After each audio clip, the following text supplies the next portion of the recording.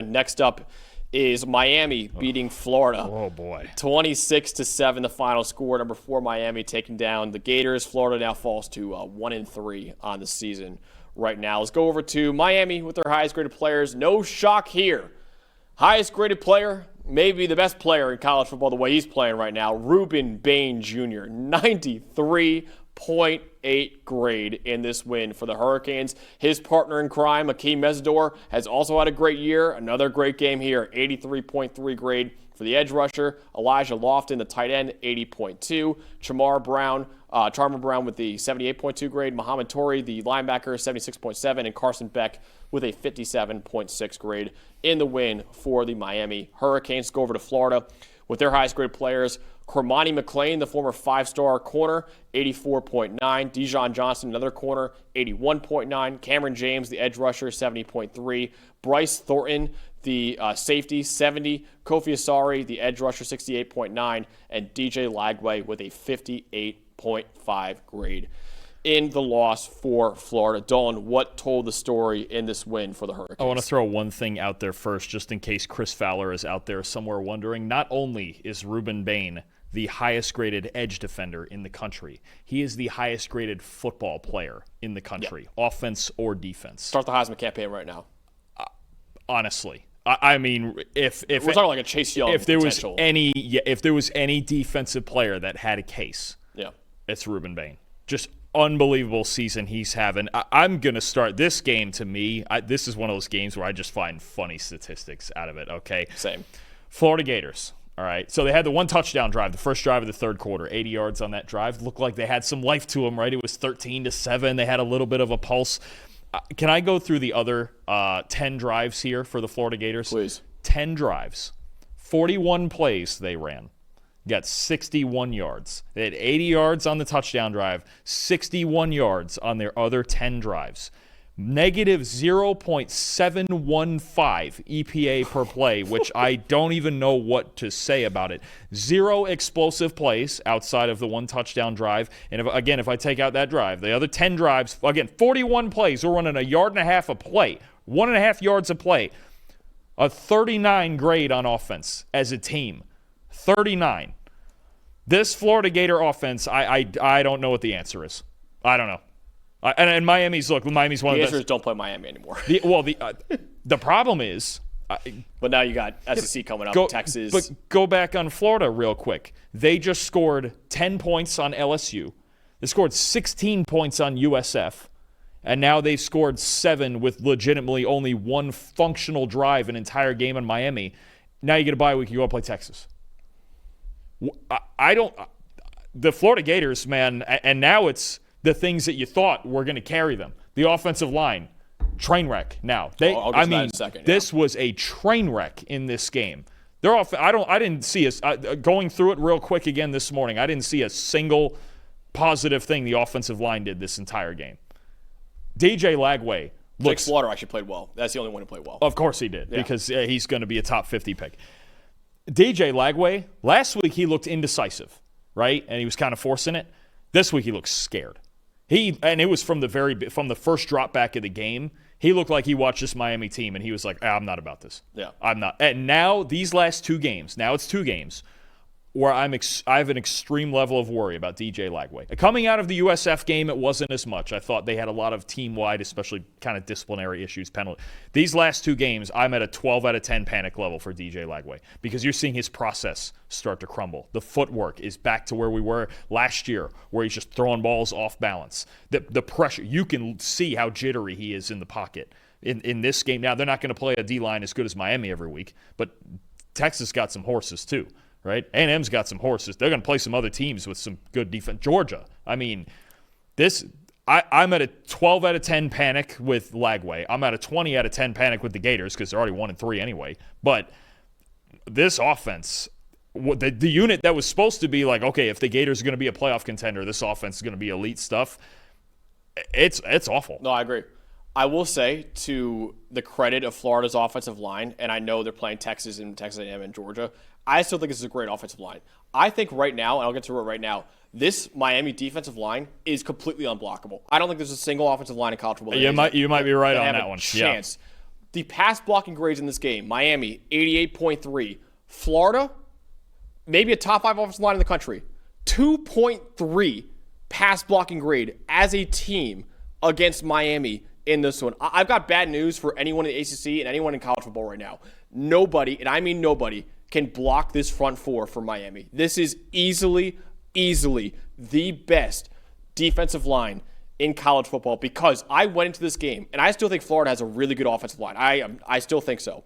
Florida entered this game with the third best pass blocking grade in college football, 16th in run blocking grade. Miami made Florida, had the worst pass blocking grade in the history of PFF by over 24 points. It's the worst pass blocking grade by a team all season. It's the worst pass blocking grade by a team since 2020, when Kansas had a 0.0 against Oklahoma.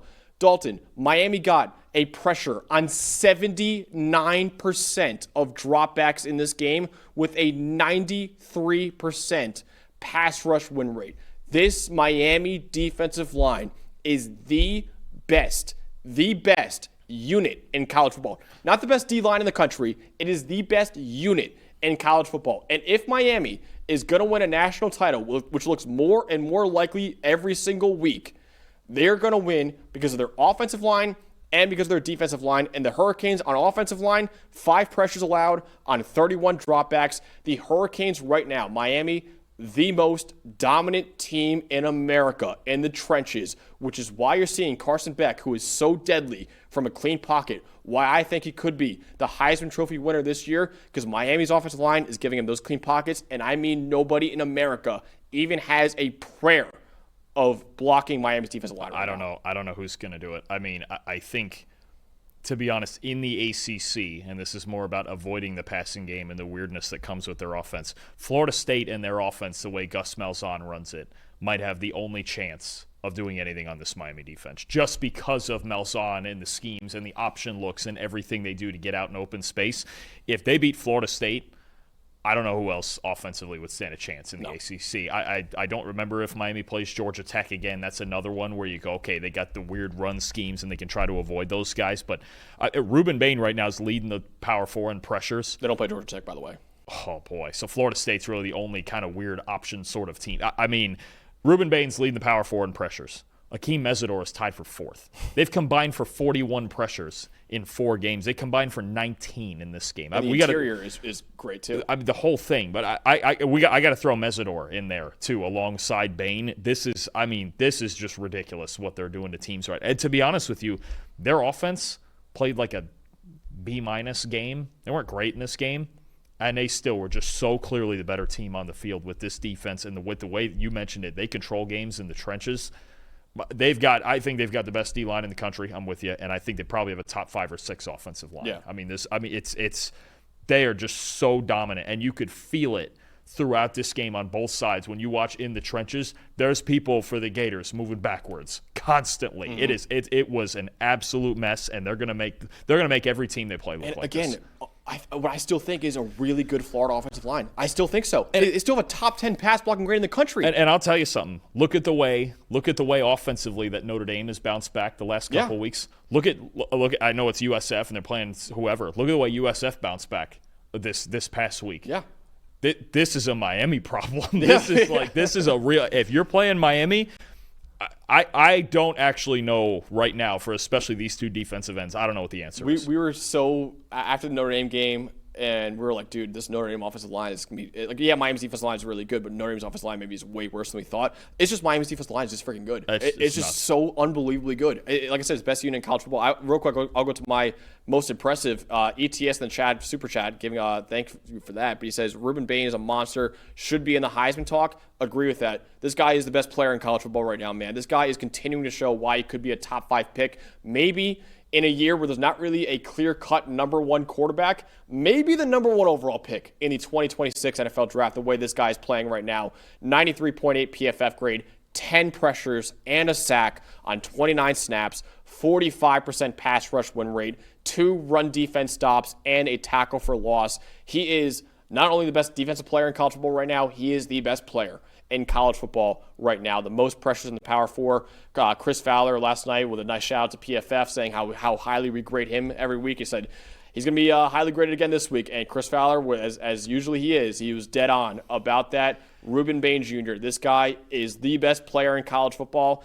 And I don't think he's going to win the award, but the Heisman Trophy is really for the most outstanding player in college football. Through 4 weeks, I would say that's Ruben Bane Jr. right now. He's going to run away with the Outland and all those other ones. And, I mean, you look at you want the most ridiculous part? Okay, we talked about the pass rushing, 92.5 pass rush grade, 92.1 run D grade. Dude. Silly.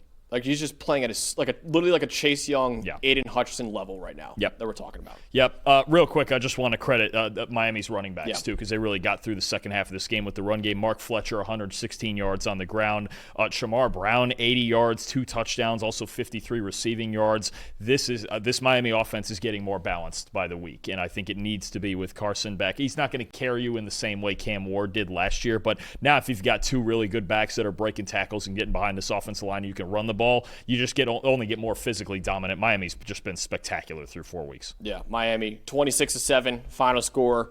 Our coworker Beckett, who is a new Miami fan this year, saying a new one. Okay. Yeah, he actually picked Miami as his team because he didn't have a college football team. And before the season started, it's not like he's a bandwagon or anything like that. But he said rank Miami number 1.